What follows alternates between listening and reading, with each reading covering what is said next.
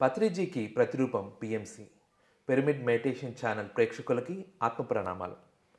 పత్రిజీతో నా ప్రయాణం ప్రత్యేక కార్యక్రమానికి ఇదే మా సాదర స్వాగతం.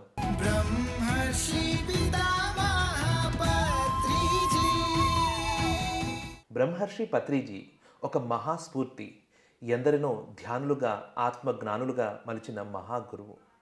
ఆ మహాజ్ఞానితో 3 దశాబ్దాలుగా ఎందరో సీనియర్ పిరమిడ్ మాస్టర్స్ అడుగులో అడుగు వేసుకుంటూ అద్భుతమైన ప్రయాణం సాగించారు. ఆయన్ని గమనిస్తూ ఎందరో ఎదిగారు, వారిని వారు తీర్చిదిద్దుకున్నారు.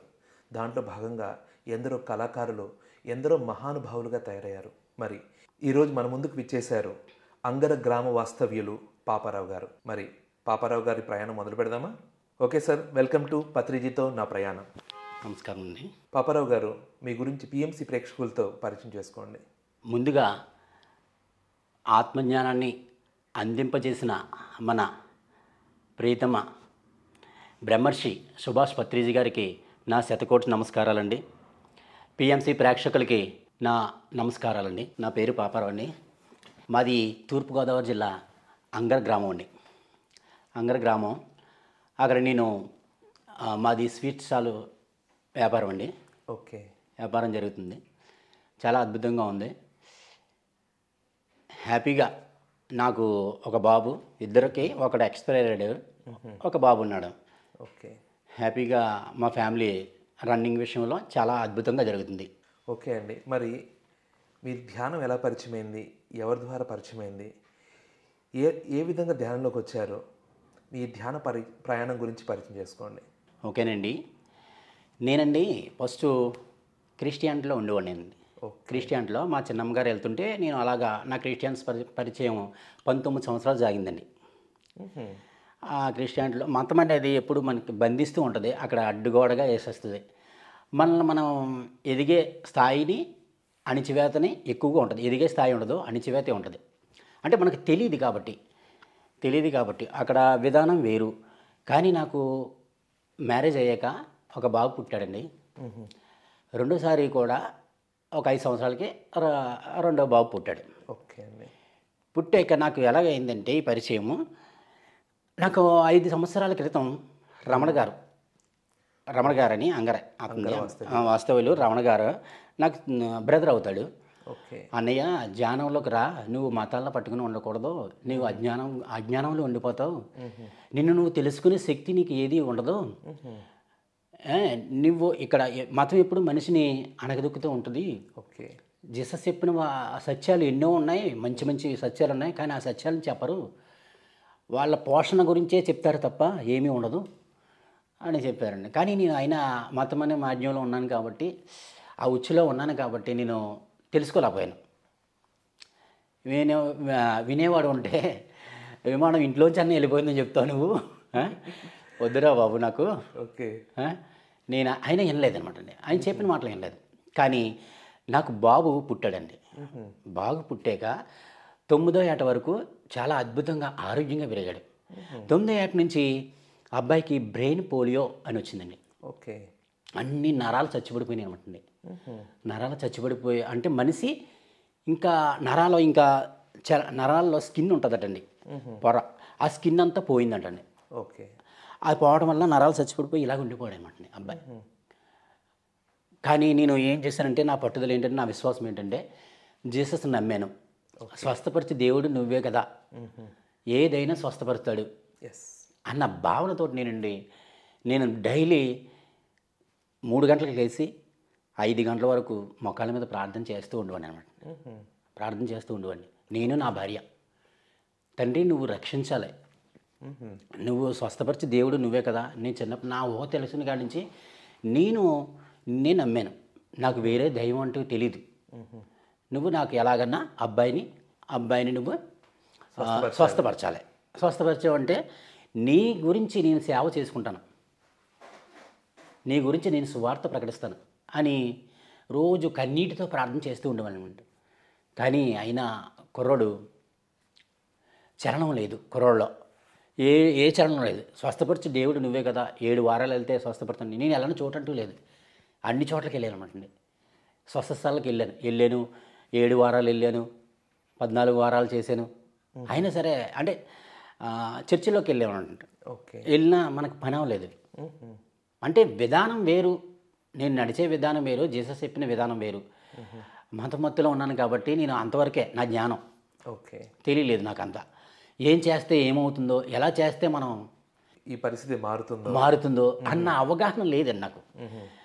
అక్కడే ఉన్నాడు పక్కన, ఎదురున్నాడు దేవుడు, నన్ను రక్షించేవాడు ఉన్నాడు, నువ్వే రక్షిస్తావని. అలాగా ప్రతిరోజు ప్రేయర్ చేస్తూ ఉండేవాళ్ళం 3 గంటల నుంచి 5 గంటల వరకు. నా ఎనర్జీ లాస్ అయిపోయేది. నేను వర్క్ చేసుకునేవాడిని అప్పుడు. ఇక్కడ ఈయన్ని చూసుకుంటూ అక్కడ వర్క్ చేసుకుంటూ ఇబ్బంది పడేవాడిని అనమాట అండి. ఎనర్జీ లాస్ అయిపోతే ఏం చేయగలమండి? శక్తి కోల్పోతాం కదా. అవునండి. శక్తిని కావాలి, కానీ శక్తిని బయటికి వెళ్ళిపోయేది ఉంటే ఇంకా మనం ఏం చేయగలమండి? అవును. అలా శక్తి కోల్పోయేవాడిని అనమాట. ఏమి చేయలేని పరిస్థితి. నాకు కంటి చూపు కూడా లోపించేసింది అనమాట. అప్పుడే నాకు కళ్ళజోడు కూడా పడింది, కనిపించేది కాదు నాకు సరిగ్గా. ఎనర్జీ లాస్ అయిపోయి అన్నిటికి. ఆడిలో కుర్రోడికేమో ఇమ్యూనిటీ లెవెల్స్ అన్నీ తగ్గిపోయినాయి. 3 రోజులకి అసలు బాగుండేది కాదు కుర్రోడికి. కానీ మరి ఎలాగైనా దేవుడు నన్ను స్వస్థపరచాలి, ఈ కుర్రోడిని స్వస్థపరచాలి, నేను నీ సువార్త ప్రకటించాలి అని అనుకుంటూ నేను చేసేవాడిని అనమాట. కన్నీటి ప్రార్థన చేసేవాడిని. ప్రయోజనం చివరికి లేకుండా పోయింది. కనీసం ఆ అబ్బాయిని ఇలాగన్నా ఉంచితే బాగుండు అని కాంప్రమైజ్ అయిపోయాను. చేయగా మనం కాంప్రమైజ్ అయిపోతాం కదండి. మన పట్టుదల ఆగిపోయింది. సరే తండ్రి కనీసం ఇలాగన్నా ఉంచు అని అనుకున్నాను. అది ఉంచిన అనారోగ్యం మాత్రం క్షీణించిపోతూనే ఉండేది. రోజుకి 800 రూపాయలు బిల్ల ట్యాబ్లెట్ వేసి ఉన్నాను అనమాటండి కుర్రోడికి. నేనేమో కష్టపడి పనిచేసేవాడిని. నా జీతం ఏమో 70 రూపాయలు. అప్పుడు లక్షల్లో అప్ చేశాను నేను. అయినా ప్రయోజనం ఏమీ లేదు. అయినా సరే నేను నమ్మకం ఏంటి, నువ్వు రక్షిస్తే నీ సువార్త నేను ప్రకటిస్తాను అన్న భావంతో ఉన్నాను. ఉంటే కాడకి ఏం జరిగిందంటే అలాగా 1 సంవత్సరం వరకు గడిచిపోయింది. పిల్లోడు అలా క్షీణించిపోతున్నాడు, మా ఎనర్జీ లాస్ అయిపోతుంది, అప్పుల పాలైపోయాం. భార్య తినిపించాలంటే 3 గంటలు పట్టింది అబ్బాయికి. అంత ఇబ్బందికరంగా జరిగింది అనమాట. సరే ఏంటి అని మన కాంప్రమైజ్ ఉండగా అయిపోతాం కదండి. లాస్ట్లో నేను ఏమనుకున్నానంటే, తండ్రి ఎన్నాళ్ళు ఉంచావు, ఆడు ఇబ్బంది పడుతున్నాడు, మనము ఇబ్బంది పడుతున్నాము ఆడితో పాటు, ఈయన్ని తీసుకెళ్ళిపోతే బాగుండు అన్న ఒక్క మాట అన్నానండి. అన్న పావు గంటకే నాకు ఫోన్ వచ్చింది. నేను ఒక చోట పనిచేస్తున్నాను అనమాట. పనిచేస్తుంటే నాకు ఫోన్ వచ్చింది. ఫోన్ వస్తే సరే వెంటనే కంగారుగా వెళ్ళిపోయాం. మా అన్నయ్య నేను అనుకున్నాం, దేవుడు తీసుకెళ్ళిపోతే బాగుండ్రాను. కాంప్రమైజ్ చూడండి, ఫస్ట్ ఏమో రక్షించాలనుకున్నాం, స్వస్థపరచాలని లేదు. తర్వాత ఏమో కనీసం ఇలాగున్నా ఉంచితే బాగుండు అనుకున్నాం. వాడి బాధ చూడలేక మొత్తం మీద ఆయన తీసుకెళ్ళిపోతేనే బాగుండు అని మేము ఇద్దరం అనుకున్నాం. మా అన్నయ్య నేను అనుకున్న పావు గంటకి ఫోన్ వచ్చింది. వెంటనే వెళ్ళగానేనండి, ఒక మనిషి గురించి ఎదురు చూసే వ్యక్తి ఎవరైనా సరే చివరి క్షణాల్లో వాడు వచ్చే వరకు ఉంటాడు, చూసి వాళ్ళని వెళ్ళిపోతాడు. కానీ నేను మా అబ్బాయి దగ్గరికి వెళ్ళాక నాకు చాలా ఇష్టం ఉన్న అబ్బాయి అండి. అంత హీనంగా అయిపోయినా సరే నాకు ఇష్టంగానే ఉండేవాడు, చాలా ఇష్టంగా ఉండేవాడు. చూసి నన్ను చిరునవ్వు నవ్వాడండి. నాకు చూసి ఇలా చిరునవ్వు నవ్వి నాకు చూసి అంటే ప్రాణాలు వదిలేశాడు. ప్రాణాలు వదిలేయగానే నేను వెంటనే పిల్లని తీసుకుని వెళ్ళి జీసస్ ఫోటో దగ్గరికి వెళ్ళాను. ఆ పటం దగ్గరికి వెళ్ళి నేను జీసస్ తోటే మాట్లాడుతున్నాను అంతే. అక్కడ నాకు పటం కూడా కనబడట్లేదు, పటం కాదు, అక్కడ మీతోటి నేను ఎలాగ మాట్లాడుతున్నానో అదేవిధంగా నాకు జీసస్ ఉన్నాడనే భావంతో నేను అతని దగ్గరికి వెళ్ళి నాకు వచ్చిన దుఃఖ వేదనతోటి తిట్టేసానండి. వేదన పరిస్థితి అండి. ఆ వేదనలో ఎన్నో తిట్టేశాక పిల్లల్ని తీసుకుని వెళ్ళిపోయి ఖననం చేశారు. వద్దు అలాగే ఆడకు, బాధపడకు అని చెప్పేసి పిల్లల్ని తీసుకెళ్ళిపోయారు. నాకైనా దుఃఖం తగ్గట్లేదు, నాకు నా భార్యకి తగ్గట్లేదు. తగ్గపోతే ఏం చేశారంటే మాకు మత్తు ఇంజక్షన్ చేశారు. మత్తు ఇంజక్షన్ చేస్తే 3 రోజులు మాకు తెలియదండి అసలు, బయట ప్రపంచం తెలియదు. తినటం, పెట్టేది, పడుకోవడం, తినటం, పెట్టడం, పడుకోవడం. అప్పుడండి 3వ రోజున నేను లేచి మళ్ళీ పటమంకే మిమ్మల్ని ఎలా చూస్తున్నాను అలాగే మీరు పటం అనుకున్నాం, కానీ మీరు సజీవంగా ఎలా ఉన్నారో అలాగే నేను జీసస్ని చూస్తున్నాను. నా దృష్టిలో అలాగే ఉన్నాడు. వైరాగ్యం వచ్చింది నాకు అప్పుడు నాకు వైరాగ్యం వచ్చి నా కళ్ళంట్లోంచి నీళ్లు కారిపోతుంది, దుఃఖం వచ్చేస్తుంది. నేను జీసస్ని చూసి అప్పుడు అడిగాను, ఎందుకు నువ్వు భూమి మీదకి మనుషుల్ని పుట్టిస్తావు? పిల్లల్ని పుట్టిస్తావు, పెళ్ళిళ్ళు చేస్తావు, వాళ్ళకి బంధాలు ఇస్తావు, వాళ్ళకి ప్రేమను గట్టిగా పెడతావు, ఓకే. గట్టిగా బంధిస్తావు. ఆ? తర్వాత ఒక్కసారి లాగేసుకుంటావు. ఎందుకు చేస్తున్నావు? అలా మేము భూమి మీదకి వచ్చిన కార్యం ఏమిటి? ఎందుకు తీసుకున్నాం మేము జన్మ ఎందుకు తీసుకున్నాం? నువ్వు నాకు తెలియచేయాలి. ఎందుకు వచ్చాను ఈ భూమి మీదకి? ఇంత దుఃఖాన్ని ఎందుకు ఇస్తున్నావు? సంతోషాలు ఇస్తున్నావు, దుఃఖాలను ఇస్తున్నావు, బాధలను ఇస్తున్నావు, అన్నీ ఇస్తున్నావు, రెండు ఇస్తున్నావు. మరి ఎందుకు వచ్చామో మేము తెలియాలి కదా, నాకు చెప్పు అని చెప్పండి. అలాగా దుఃఖ వేదనతో అనుకుండగా అలా కళ్ళు అలా మూసానండి. మొట్టమొదటిసారిగా నేను ఇప్పుడు చూడండి, ప్రతిరోజు అడుక్కునేవాడిని జీసస్ని, అది కావాలి, ఇది కావాలి, ఇది కావాలి అడిగేవాడిని. నాకు ఎప్పుడు తెలియదు జీసస్ ఎలా ఉంటాడో ఏంటో అన్నది కూడా తెలియదు. అలా కళ్ళు మూసానండి. నా స్వరం అతని స్వరం అప్పుడే ఒక వెలుగు రూపంలో వచ్చింది. జీసస్ క్రైస్ట్ స్వరం. ఒక వెలుగు వచ్చిందండి. ఒక మనిషి రూపంలో వెలుగు వచ్చింది. స్వరం మాత్రం నా చెవిలోకి వినబడుతుంది. చెప్పే స్వరం వినబడుతుంది. నేను ఇలాగ ఉన్నాను, ఇలాగ ఉండిపోయినమాట, ఇలా ఉండిపోయాను. చెప్పి అలా ఉండిపోయాక ఇంత పెయిన్ పెడితేనే కానీ నువ్వు నన్ను ప్రశ్న వెయ్యలేదు. ఓకే. నువ్వు అడగడానికి రాలేదు ఈ భూమి మీదకి, ప్రశ్నించడానికి వచ్చావు, సమాధానం ఇవ్వడానికి వచ్చావు ఈ భూమి మీదకి. నీవు జన్మ తీసుకుంది ఎందుకో నీకు తెలియాలి అనుకుంటే టీవీ రమణ సెంటర్లో ఉంటాడు. ఓకే. అతని దగ్గరికి వెళ్తే పూర్తి అవగాహన తెలుస్తుంది. నేను ఇంత పెయిన్ పెడితేనే కానీ నువ్వు ఇప్పుడు పెయిన్ పెడితేనే కానీ నీకు ఆ ఆధ్యాత్మిక చింతన రాలేదు, నీకు వైరాగ్యం రాలేదు. ఆ వైరాగ్యం గురించే ఇంత పెయిన్ పెట్టాను. ఇప్పుడు మార్గంలోకి వచ్చావు నువ్వు. నడు, అక్కడికి నడు, వెళ్ళి నువ్వు అడుగు, నువ్వే ప్రశ్నలు అడుగుతావు అక్కడ అడుగు అని నాకు స్వరం వినిపించిందండి. టక్కన లేచిపోయిన అంతే. ఏంట్రా ఇంత స్వరం వినిపిస్తుంది? ఒక వెలుగు రూపంలో అనమాట, మనిషి వెలుగు రూపంలో ఈ లైట్ ఎలాగ వస్తుందండి, అదే వెలుగు రూపంలో మనిషి వచ్చారనమాట. అది నాకు చెప్తున్నాడు. స్వరం మాత్రం వినబడుతుంది. వెళ్ళానండి, వెళ్ళి అతని దగ్గర కూర్చున్నా. అన్న కూర్చో అన్నాడు. అక్కడ మనుషులు అందరినీ కస్టమర్స్ని అందరినీ పంపించేసి మనం ఎలాగ ఎదురుగుండా కూర్చున్నామో అలా కూర్చున్నాడు. ఇప్పుడు చూడండి, మీ కనుబొమ్మల్లో నా ప్రతిబింబం కనపడుద్ది, నా కనుబొమ్మల్లో మీ ప్రతిబింబం కనపడుద్ది కదండి. కానీ నాకు ఆ అబ్బాయి దగ్గర విచిత్రం ఏంటంటే స్టార్స్ కనిపించి, మతం అనే మత్తులో ఉన్నాం కానీ ఏదో మెరాకిల్ జరిగితేనే కానీ మనం ఇందులోంచి రావాలంటే పీకలోతులో ఉన్నాను. జీసస్ గురించి తెలుసుకోవట్లేదు. జీససే దేవుడని ఆయనకు మొక్కుతున్నాను. ఆయన చెప్పే సత్యాన్ని నేను అవగాహన చేసుకోలేదు. అప్పుడు నాకు అతను స్టార్స్ కనిపించితే అప్పుడు అది విచిత్రంగా చూసేవాడిని అనమాట. చూసి అతనిలో ఎవరో వాకిన్ అవ్వాడు. ఎవరు వాకిన్ అవ్వారని నాకు తెలియలేదు. అది 20 రోజులు అవ్వితే 27 రోజులు అతనితో నేను పరిచయం చేసుకున్నాను. నాలో ఉన్న డౌట్స్ ఆ రోజు నుంచి 27 రోజులు ఆ రోజు నుంచి. అవునండి, మీ డౌట్స్ క్లారిఫై చేసి నేను అవునండి, నా డౌట్స్ అంటే నాకు అందులోంచి రావడం కోసం ఇంకా నాకు క్లారిఫికేషన్ తెలియలేదు. నేను బైబిల్లో ప్రతి విషయాన్ని రాసుకుని వచ్చేవాడిని. రాసుకుని వస్తే నాకు ఇదోక మెరాకులు. నేను ఏదైతే రాసేవాడినో అక్కడ చెప్పేసేవాడు అనమాట నా అబ్బాయి. ఇవన్నీ ఆశ్చర్యపరిచే విషయాలు నాకు జరిగినాయి. ఒక మతం అనే మత్తులోంచి రావాలంటే గట్టిగా ఏదో జరిగితేనే కానీ సామధాన దండోపాయాలు జరిగిపోయినాయి.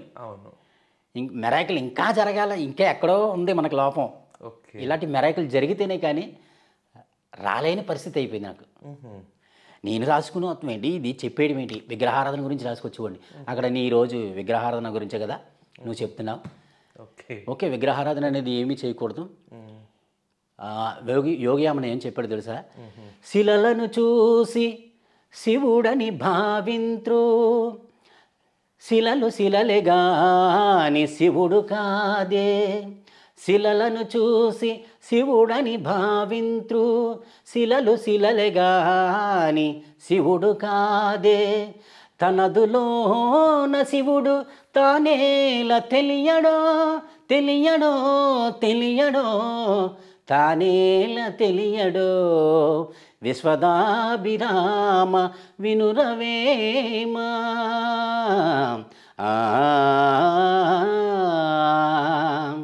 వండర్ఫుల్ అండి. అలా అని శివుడే చెప్పాడయ్యా. విగ్రహారం చేయక్కర్లేదని మరి శివుడు చెప్పాడు అని చెప్పాడు. బైబిల్లో ఉందో చూసావు నువ్వు ఎప్పుడైనా? దేహమే దేవాలయం, జీవుడే దేవుడని నీ వెరుగవా అని జీసస్ గల్తీలు రాసిన పత్రికల్లో ఉంటుంది. ఓకే. పత్రికల్లో ఉంటుంది, నువ్వు ఎప్పుడు చదవలేదా అని అన్నాడు. అంత అవగాహన ఉండేది కదా మనకి. మనం చెప్పే మోటివేషన్ వేరు, ఓకే. జీసస్ సత్యాలు చెప్పే అవగాహన తక్కువ, తెలిసింది కాదు. ఒక్కొక్కటి అలాగ నాలో ఉన్న నిన్ను వల్ల నీ పొరుగువారిని ప్రేమించమని చెప్పాడు కదా. ప్రేమించాలి.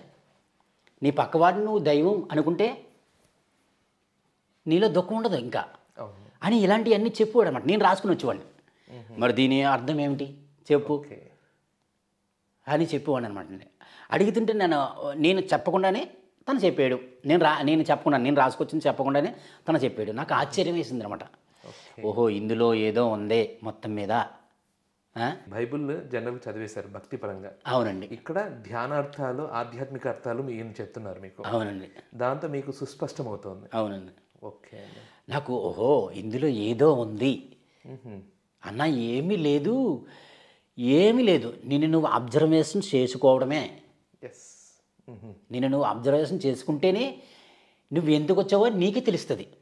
నేను చెప్పడం వల్ల నీకు ప్రయోజనం ఏం లేదు. నేను ఒక అవగాహన ఇస్తున్నాను అంతే.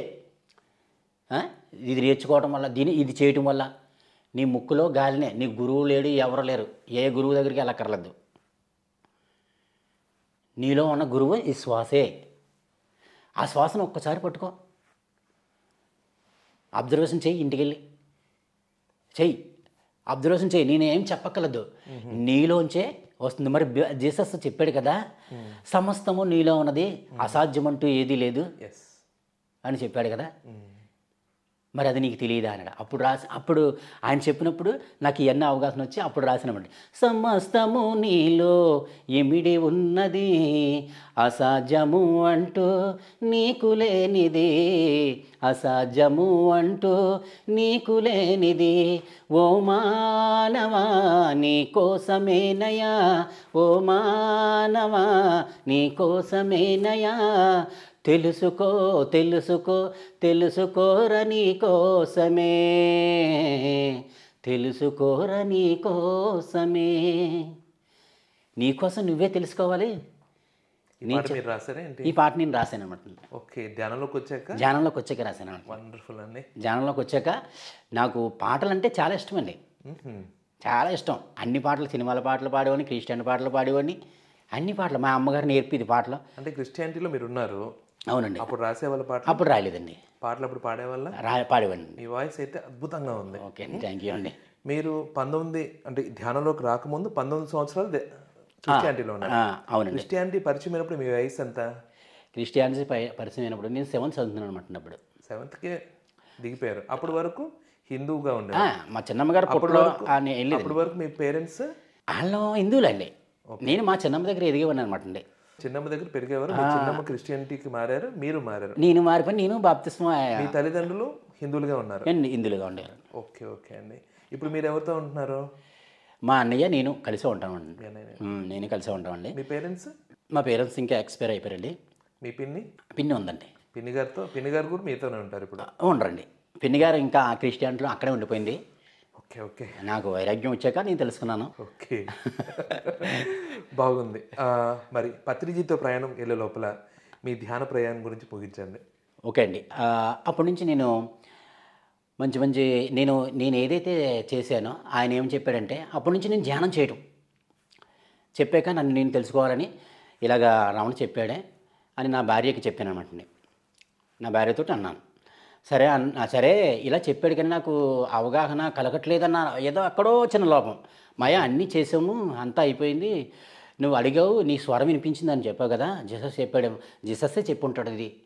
సరే మనం కూర్చుని ధ్యానం చేద్దాం. ఓకే. ధ్యానం చేస్తే ప్రతిఫలాలు ఏమొస్తాయో తెలుసుకుందాం దాన్ని బట్టి. అప్పటి నుంచి ధ్యానంలో కూర్చున్నాను. కానీ నాకన్నా ముందు నా భార్య కనెక్ట్ అయిపోయింది బాగానే. ఓకే. ఎందుకంటే చిన్నప్పటి నుంచి ఆవిడ శాకాహారి. వండర్ఫుల్ అండి. శాకాహారి ఆవిడ శాకాహారి అండి. నాకు తెలియదు, చిన్నప్పటి నుంచి తినేది కాదు, ఏమీ తినేది కాదు. నేనైతే ఫస్ట్ నుంచి మాంసాహారినే. ఓకే. బాగా తినేవాడిని, వారానికి వారం రోజులు తినేసేవాడిని. ఓకే.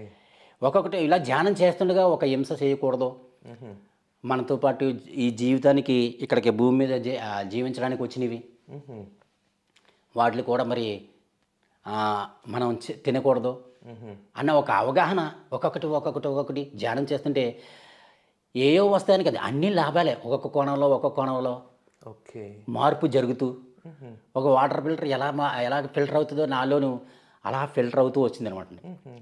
అప్పుడు అనిపించింది అనమాట, నేను చేశాను మరి పశ్చాత్తాపం చెందాను, ప్రాయశ్చిత్తం చేసుకున్నాను, పరివర్తనలోకి వస్తున్నాను నేను, మరి ప్రాయశ్చిత్తం చేసుకోవాలని నేను ఏదో ఒక పాటలో రాయాలి కనీసం. ఒక్కొక్కరు ఒక్కొక్క మెసేజ్ ద్వారా ఉంటారు కదా. నేను పాటలు, నాకంటే చిన్నప్పటి నుంచి పాటలు అంటే ఇష్టం. ఓకే ఈ కళ నాకు తెలియదు, మరి ఎలాగా రాయాలి ఓకే అని ధ్యానంలోనే సమస్తము నీలోనే ఉంది, అసాధ్యమంటూ నీకు లేదు అన్నారు కదా, నాలోనే ఉంది కదా, అయితే నేను అడుగుతాను అని కూర్చుని మాస్టర్స్ జస్టిస్ని అడిగేవాడిని. నాకు మరి ఇలా పాటలు రాయాలి, నేను ఎలా చేసుకోవాలి, అందరికీ అందించాలి, నాకు నువ్వు చెప్పావు మరి ఏదాను, మరి పాటల ద్వారా సరే నాకు నేనేం మాట్లాడలేను ఎవరితోటిని, ఒక పాట ద్వారా అయితేనే చెప్పగలను, నాకు చెప్పండి అంటే అప్పుడు ఒక్కొక్కటి బాణీలు వచ్చేయమాట నాకు. రాగయుక్తం ఎలాగ చేయాలి, స్వరకల్పన, రచన, గానం అన్నీ నాయండి. మరి ఇవన్నీ రాసి కూర్చున్నాను అనమాట అండి. కూర్చున్నాక మరి నేను చేయాలి కదా, ఎట్లా చేయాలి అని ఒక తాపత్రయం అనమాట. చేయలేదు, అడిగాను, సరే మనం విత్తాం, అది ఫలిస్తుంది ఖచ్చితంగా అని చెప్పేసి నా థాట్ రిలీజ్ చేశాను అనమాట అండి. ఆ థాట్ రిలీజ్ చేశాక భాస్కర్ రెడ్డి గారు పాటలు అయితే రాసి కూర్చున్నాను. భాస్కర్ రెడ్డి గారు పిరమిడ్ పార్టీ ఆఫ్ ఇండియా పెట్టారన్నమాట. నేను ఒక చోట పాట పాడుతుంటే స్టేజ్ ఇక్కడ కూర్చుని నా పాట విన్నాడనమాట. విన్నాక అప్పుడు ఫ్లూట్ గణేష్ గారు ఉంటారు కదా, కొత్తపేట గణేష్ గారు, అప్పుడు ఈయన పాట చాలా బాగా పాడుతున్నాడు అని గణేష్ గారిని అడిగితే ఆయన పాటలు కూడా రాస్తాడండి, మీకు ప్రసారానికి పాటలు ఏమైనా రాస్తాడేమో రాయమనండి అన్నాడు. అప్పుడు నన్ను అడిగాడు అనమాట, పాపారా నువ్వు ఇలాగ పాటలు రాస్తావాడు కదంటే, రాస్తాను సార్ అన్నాను. మరి పాటలు కూడా నువ్వే రాయాలి, నువ్వే పాడాలి అన్నాడు. నేను ఎప్పుడు వెళ్ళి పాడలేదు. రాజకీయం మీద పాట ప్రసారం నిమిత్తం. అవును, అప్పుడు 3 సాంగ్స్ రాసానమండి. నువ్వే వెళ్ళి పాడాలన్న, నాకు తెలియదు సార్ ఎలాగంటే, నేను పంపిస్తాను కదా నీకెందుకు అని ఆయనే చూసి నన్ను మొట్టమొదటిసారిగా నన్ను రికార్డింగ్ థియేటర్లోకి తీసుకెళ్ళాడు అనమాట. చూడండి, మనం ఏదైతే కోరుకున్నామో అది మన దగ్గరికి వచ్చింది కదండి, నాకు అందేసింది. ఓహో, ఈ రికార్డింగ్ థియేటర్లోకి వెళ్ళి మనం పాడేస్తే అందరికీ ఇవ్వచ్చు, ప్రచారంలో ఇవ్వచ్చు, శాకాహార ప్రసారంలో ఎక్కడ జరిగినా సరే మన పాటలు ఇవ్వచ్చు అని నాకు అప్పుడు కలిగిందని. అప్పుడు ఆయన ఇవ్వటంతో, భాస్కర్ రెడ్డి గారు నాకు అవకాశం ఇవ్వటంతో నేను అప్పుడు పాటలు సాంగ్స్ వెళ్ళటం, రికార్డింగ్ థియేటర్లోకి వెళ్తాం, అలాగ ఒక 10 సాంగ్స్ వరకు, 8 సాంగ్స్ వరకు. అంటే విజయభాస్కర్ రెడ్డి గారు పిరమిడ్ పార్టీ ఆఫ్ ఇండియా పాట రాయించి రికార్డింగ్ చేయించారు. ఆ టైంలో ఎన్ని పాటలు పాడి రికార్డ్ చేశారు? అప్పుడు ఆయనకి పాడిని 3 సాంగ్స్ అండి. 3 సాంగ్స్ అన్ని 3 పార్టీ గురించి అండి. నేను రాసుకున్నవి ఉన్నాయి కదండి. మరి ధ్యానం చేస్తే ఇవన్నీ ఒక జానపద గేయం, ఒక మెలోడీ సాంగ్స్, ఒక విప్లవ సాంగ్స్, ఇవన్నీ రాసుకున్నాను కదండి. అవన్నీ నేను తర్వాత రికార్డింగ్ థియేటర్లోకి వెళ్ళి ఒకటి చేసుకుంటూ వచ్చానమాట అండి. అంటే ఈ పార్టీ రికార్డింగ్ అయిన తర్వాత? అవును, అయిన తర్వాతనండి. అప్పుడు ప్రచారంలోనూ 3 మండలాలు తిరుగుతున్నప్పుడు పత్రిసారో ఆ రథయాత్రలో ఉన్నారు. ఆ రథయాత్రలో ఉన్నప్పుడు పత్రిసారో ఏమన్నారంటే, చూడండి, నేను ఎప్పుడు అంత నడిచొస్తున్న దేవుడిని, విగ్రహ రూపంలో ఉన్న దేవుడిని చూశాను, కానీ నడిచొస్తున్న దేవుడిని నేను మొట్టమొదటిసారిగా నేను ఆయన దగ్గరికి హత్తుకోవడం. ఏం జరిగిందంటే, నేను మామూలుగా ఎదుర మా మిస్సెస్ నేను బైక్ మీద వచ్చేస్తున్నానండి, ప్రసార రథంలో వెనకాలన్నారు. ఆయన సారు వింటున్నాడు అనమాట పాటలు. ఎవరు రాశారు అన్నారు. కరెక్ట్గా నేను ఎదరే ఉన్నాను. ఎవరిని అడిగారు ఆయన? భాస్కర్ రెడ్డి గారిని అడిగారు. భాస్కర్ రెడ్డి గారిని అడిగారట, ఈ పాటలు రాసింది ఆ అబ్బాయి అన్నారు. నేను మామూలుగా తిరిగి ఆ టైంలోనే తిరిగి ఇలా టాటా చెప్తున్నాను. బాగుంది కోయిన్సిడెన్స్. అప్పుడు ఏం చేశారంటే, సరే ఆ అబ్బాయిని భోజనానికి దిగుతాం కదా, అప్పుడు నా దగ్గర తీసుకురా అన్నారు. అంతే, మేమందరం మాచవరం వెళ్ళిపోయామండి. ఒక కళ్యాణ మండపంలోనూ అందరూ భోజనాలు చేస్తున్నాం. చేసాక ఈయన భాస్కర్ రెడ్డి గారు నా దగ్గరికి వచ్చారన్నమాట అండి. పాపారా అనేటప్పటికి చెప్పండి సార్ అన్నాను. చెప్పండి సార్ అని, నిన్ను సార్ అడిగారయ్యా, నీ పాటలు విన్నారయ్యా, నీ పాటలో ఎవరు రాశారన్నారయ్యా, ఎవరు పాడారన్నారయ్యా, రా నువ్వు నీ దగ్గర ఆయన దగ్గర తీసుకురామన్నారంటే ఇంకా నాకు వచ్చిందండి. ఇంకా మామూలుగా రాలేదండి. అజ్జి బాబోయ్, ఆయన దగ్గరికి వెళ్తాయికే మనకి దడ మునికేస్తాం. ఆ మహానుభావుడే రమ్మన్నాడంటే అంతే, సరే వచ్చేస్తానంటే పరుగుల మీద వెళ్ళిపోయామండి. వెళ్ళిపోయి అలా కూర్చుని చూసాడనమాట ఆయన. ఇంకా ఆయన మనిషిని, ఆయనలో తెలియని తేజస్సు, దివ్య తేజస్సు మనిషిని ఆకట్టేసుకుంటుందండి ఎలాగైనా సరే. ఆయన నన్ను కళ్ళతోటి అలా చూశాడంటే, ఇదిగోండి పాపారావు పాటలు రాసే, ఇందాక అడిగారు కదండి పాటలు రాసినప్పుడు. అప్పుడు నన్ను ఇలాగ పడుకుని, మామూలుగా పడుకుంటాడు కదండి, జారపడతాడు కదా మంచం మీద, జారపడిన ఆయన చూసి రానాయనా అన్నాడు. రానాయన దగ్గరికి వెళ్ళిపోయినండి. దగ్గరికి వెళ్ళిపోయి లోనేమో తెలియని ఆనందం దడ రెండు జరుగుతున్నాయి. దగ్గరికి వెళ్ళి కాలు పట్టుకో అని అన్నారు. ఎవరండి? భాస్కర్ రెడ్డి గారు. కాళ్ళు పట్టుకుంటే దగ్గరికి వచ్చి నొక్కుతున్నాను అనమాట అండి. నొక్కుతున్నా నాకు తెలియని ఇంకా ఆ టైంలో నాకు ఎంత ఆనందం కలుగుతుందంటే ఎప్పుడు చూడలేదండి అంత ఆనందం. అలాగలాగా కంటున్నాం. నాయన నువ్వు రాసావా పాటలు అన్నాడు. నేను రాసాను సార్ అని. ఎవరు పాడారు అన్నాడు. నేనే పాడాను. చాలా బాగున్నారా, అద్భుతంగాను, సూపర్గా ఉన్నారా పాటలు, మంచి పదాలని మంచి బాగా పెట్టావు. నేను రాస్తుంటానండి పాటలు. ఇలాగ ధ్యానానికి నిమిత్తం చాలా వరకు మీ దగ్గర చూసి మీరు చెప్పిన పదాలు కూడా నేను చాలా వరకు రాశానండి. కొన్ని అవి ఇంకా ప్రసారం అవ్వలేదండి, రాసుకూర్చున్నానండి. అంటే అప్పుడు బాగుందిరా. అయితేనే ఒక్కొక్కరికి ఒక్కొక్క కళ ఉంటుందిరా. నీకు పాడే కళ వచ్చింది, రాసే కళ ఉంది. ఈ పాటలో ఎన్నైతే రాయగలతో రాయి, ఎన్నైతే రాయగలతో రాయి. అప్పుడు భాస్కర్ రెడ్డి గారు వెంటనే ఏమన్నారంటే, పాపారావు నీకెందుకు ఏమైనా పాటలో పాడవలసినవి ఏమైనా ఉంటే చెప్పు, నాకు చెప్పు, నేను చేస్తాను ఆయన భాస్కర్ రెడ్డి గారు చెప్పారండి. మంచి నాకు సపోర్ట్ ఇచ్చేసారన్నమాట. సూపర్, చాలా అద్భుతంగా సపోర్ట్ ఇచ్చేసారు. సారో కూడా అంత సపోర్ట్ ఇస్తే, అబ్బా ప్రతి ఒక్కరికి ఉంటుందిరా, నీకు ఆ ధైర్యం ఉంది కాబట్టి నువ్వు రాయి పాటలో. ఓకే, అలాగా ఒక 30 songs వరకు రాశానమాట. వండర్ఫుల్. ఓన్లీ ధ్యానం నిమిత్తం అయితే, ధ్యానానికి సంబంధించినవి అయినా సరే 30 songs రాశాను. నిజంగా పాపారావు గారు, ఒక్కొక్కరికి ఒక కళ ఉంటుంది, ఒక్కొక్కరికి ఒక స్పెషాలిటీ ఉంటుంది. ఒక క్లాస్ వల్ల ఒక 100 మంది ప్రేరేపితమైతే, ఒక అద్భుతమైన పాట వల్ల ఒక మూమెంటే ప్రేరేపితమవుతుంది. అవునండి, అవును. అది ఎందుకంటే పాట అద్భుతంగా ఉంటే ఎన్నో మహా కార్యక్రమాలకి అది ఎంతో శక్తినిస్తుంది. అవునండి. మరి మీరు ఒక అద్భుతమైన పాట పాడారు. శాఖాహార ర్యాలీలో ఎందరో చైతన్యపరిచే పాట, మధురమైన పాటతో, అద్భుతమైన ప్రాసలతో, ఆ వర్డింగ్స్ కూడా చాలా ఎక్సలెంట్గా పడ్డాయి. దాని గురించి వివరించండి. చాలా మంచిదండి. నాకు ఎప్పుడైతే నేను మాంసాహారాన్ని మానేసానో, నేను చేసిన తప్పు ఇతరులు చేయకూడదు అనుకున్నాను. ఒక పాట ద్వారానే, ఒక గళం ద్వారానే ఎవరన్నా అవేర్నెస్ వస్తుంది. సరే శాఖాహార ర్యాలీలో పాటలు ఇవ్వాలి అని అనుకున్నప్పుడు, నేను రాయి జగపతిరాజు గారు, నేను గణేష్ గారు అందరూ మా ఇంటికి వచ్చారండి. వచ్చాక నేను పాపారావు ఒక పాట రాద్దాం శాఖాహారం మీద అన్నారండి. నాకు ఎప్పటి నుంచో ఉందండి రాద్దామని. అంటే అయితే నేను 11 రోజులు యజ్ఞం పెడుతున్నాను కదా, ఇంటింటికి వెళ్ళి ధ్యాన ప్రసార యాత్ర చెప్తున్నాను కదా, నువ్వు దాని నిమిత్తం ఏదో పాట రాయాలన్నారు. సరే అని చెప్పాను. ఏ సంవత్సరం అండి? 2019 అండి. 19 సంవత్సరాలు 19 సంవత్సరాలు అండి, 2019లో అండి. సరే అయితేనండి రాద్దామండి అని అన్నాను. రాద్దాం అన్నాక కొన్ని వర్డ్స్ చెప్పారమండి. ఎవరు? రాయి జగపతిరాజు గారు. ఓకే. అన్ని వర్డ్స్లు నేను రాసుకున్నాక కానీ నాకు బాణీ కట్టడం వెంటనే టైం లేదు. ఇంకా బాణీ కట్టడం ఎలాగని అనుకున్నాక బాణీ మొత్తం మీద కట్టేసాక ఆయన యజ్ఞం దగ్గరికి వెళ్ళేటప్పటికి వచ్చింది, నాకు పాట రాశాను. అలాగే రాశాను, మొత్తం మీద కొన్ని వర్డ్స్ రాశాక ఆయన్ని ఇంటింటికి వెళ్ళాడు కదండి.